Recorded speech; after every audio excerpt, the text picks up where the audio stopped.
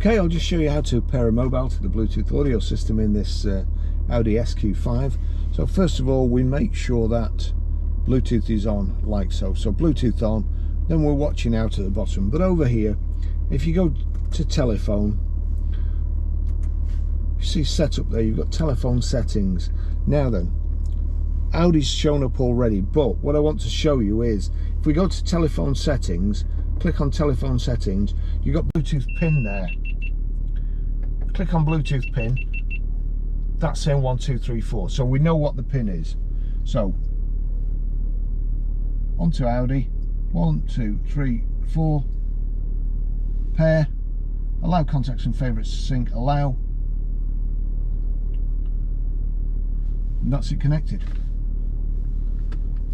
That's the important bit. That's how you find out your Bluetooth pin. Thanks for watching.